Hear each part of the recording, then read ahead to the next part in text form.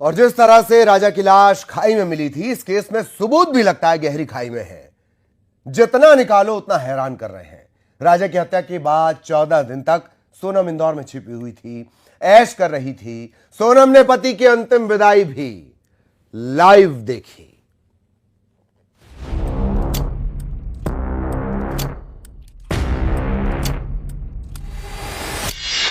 राजा की विदाई सोनम देख रही थी लाइव। पति का अंतिम संस्कार सोनम के ऐश। 14 दिन तक इंदौर में थी सोनम। 7 फेरों की खूनी साजिश। फ्लैट G+1 की मिस्ट्री।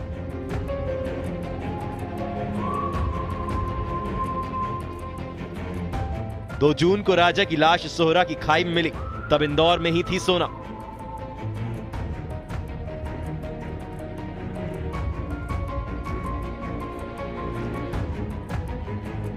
जिस दिन राजा का अंतिम संस्कार हुआ, उस दिन पूरा परिवार गम में था। सब यही सोच रहे थे, आखिर बहू सोनम का सुराग कब मिलेगा।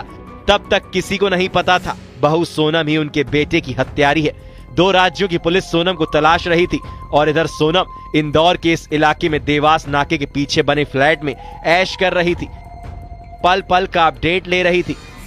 ईस्ट खासी हिल्स एसपी विवेक सयाम ने यह खुलासा किया है। सोनम 26 मई से 8 जून तक इंदौर में थी। सोनम इन इंदौर, ऐश का प्लान। विशाल ने किराए से लिया था घर। 29-30 मई को ली थी घर की चाबी। 3 महीने का रेंट 51,000 दिया। 7,000 का ऑनलाइन राशन किया ऑर्डर। राज भी मिलने जाता था सोनम से। फ्लैट से सोनम बाहर नहीं निकली। आरोपी विशाल ने अपना आधार कार्ड लेकर घर किराए से लिया था। तब कहा था प्लाईवुड का बिजनेस है। दरअसल यहाँ कोई सीसीटीवी फुटेज नहीं लगे हैं, ज्यादा लोग भी आते जाते नहीं, इसलिए ये जगह चुनी गई। और इस पूरे हत्याकांड में अगर राज के बाद में कोई सबसे बड़ा किरदार रहा तो वो विशाल और विक्की चौहान, क्योंकि राजा रघुवंशी पे पहला वार उसी ने किया था। राजा रघुवंशी की हत्या के लिए उसने गुनाह भी अपना कबूल लिया था कि सबसे पहले उसने ही वार किया था। और ये जो फ्लैट है, इस वक्त हमारी जो मकान मालिक है उनसे बातचीत हुई थी, उन्होंने कहा कि विशाल उर्फ विक्की चौहान जो है उनसे उनकी बात हुई थी और 30 तारीख को, पिछले 30 तारीख को आकर उसने किराए पे एक फ्लैट बुक लिया था। उसका एडवांस पैसा भी दे दिया था और शुरुआत में उसने जो पैसा दिया तो 1 महीने के लिए, 1 महीने का जो रेंट है, 1 महीने का जो किराया उसने दे दिया था। दरअसल सोनम का प्लान था विक्टिम कार्ड खेलना।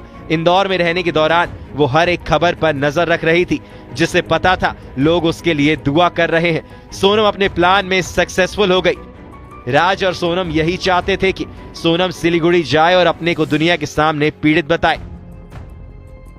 तब तक मामला भी शांत हो जाता और सब सोनम के आंसू पोंछते। लेकिन 8 जून को गैंग गिरफ्त में आई और सोनम ने गाजीपुर में किया सरेंडर।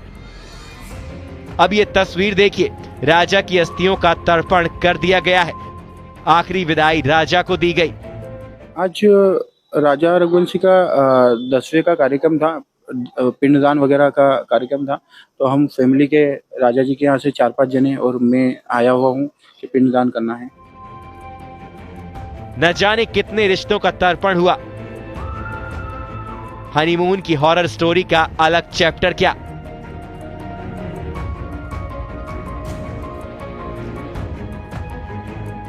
इंदौर में मिथिलेश गुप्ता के साथ bureau report, news 18 Madhya Pradesh, Chhattisgarh.